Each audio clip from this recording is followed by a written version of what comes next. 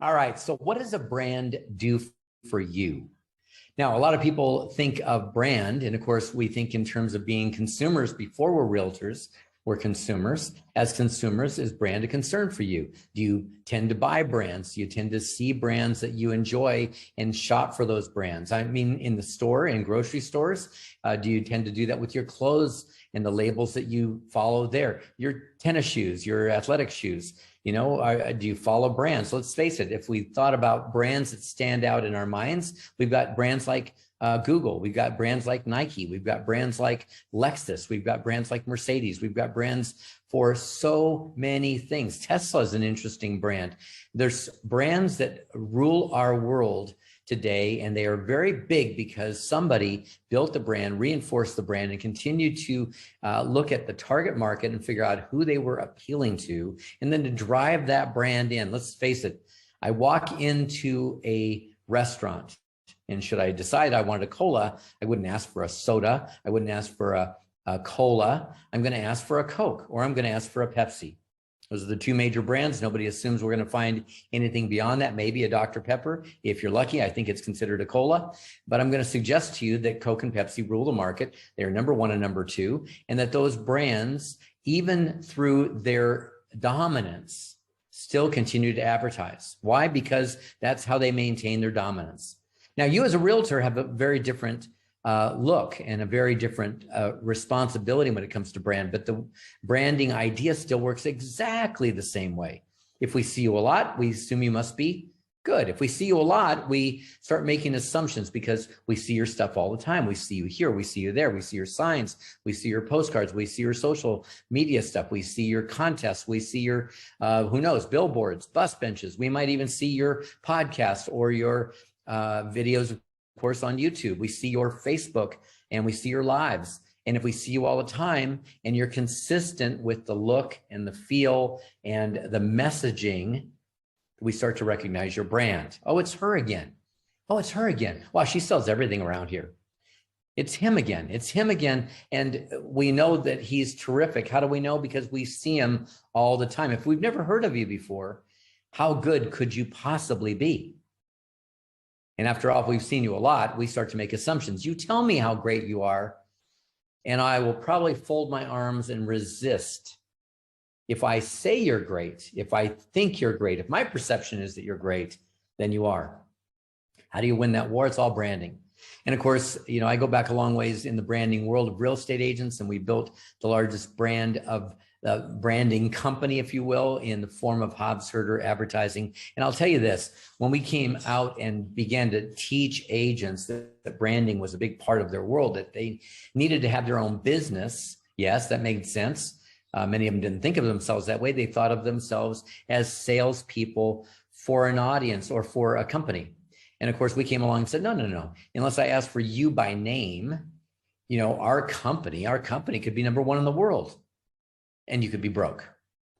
So it's not their brand that matters. It's not wearing a gold coat or a powder blue coat or having some balloon attached to it or some logo from your company. It's not your company brand that's going to make you successful. And by the way, I will say this, if your company brand becomes a significant part of people's decision about why they chose you, you've still sold yourself out, because you know, all realtors are considered by the consumers to be very much the same.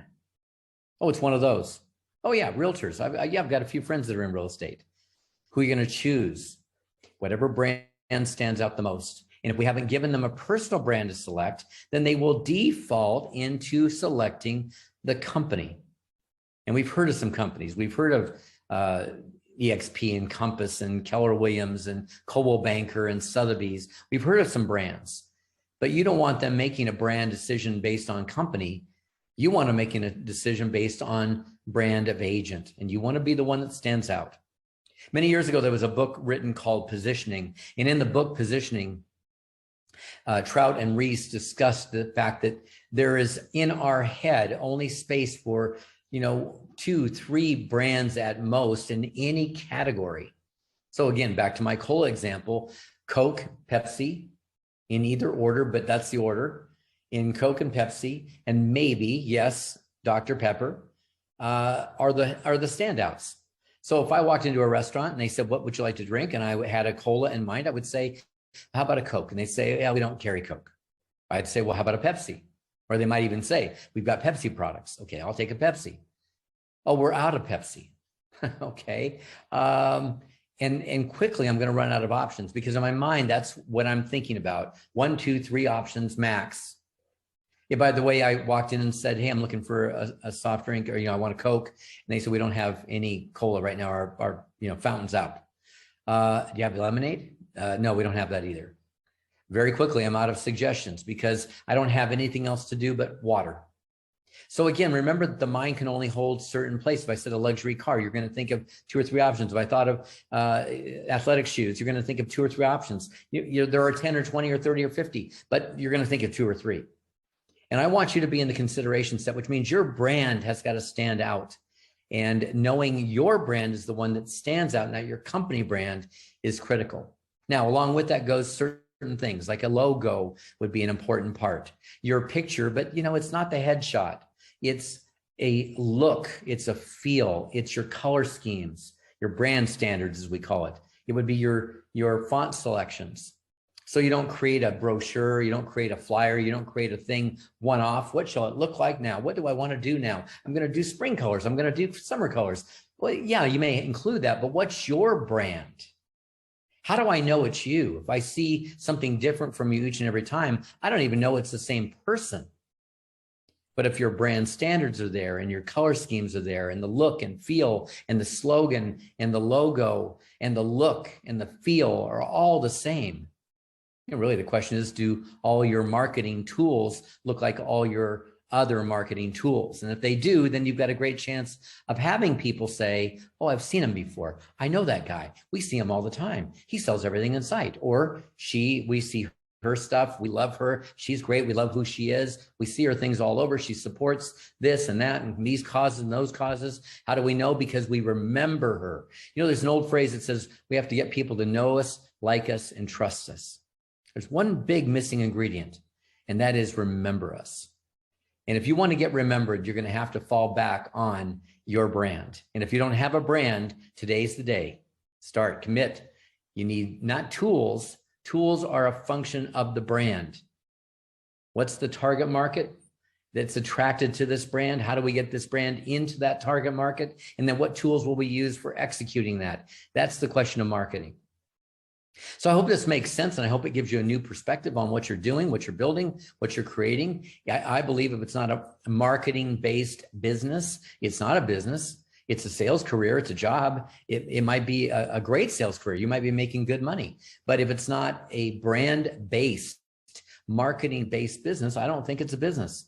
If people aren't attracted to call you and come your way, do you really have a business?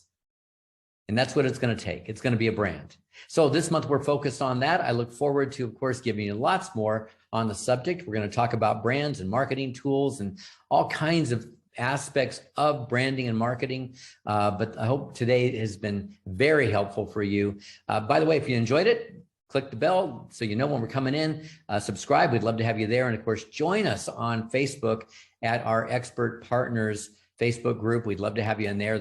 Join the conversation. It's always about success in some way, shape, or form of your career. And of course, a lot of it focuses on marketing, because I believe if it ain't marketing based, it ain't a business. I'll see you soon. I look forward to catching you another time.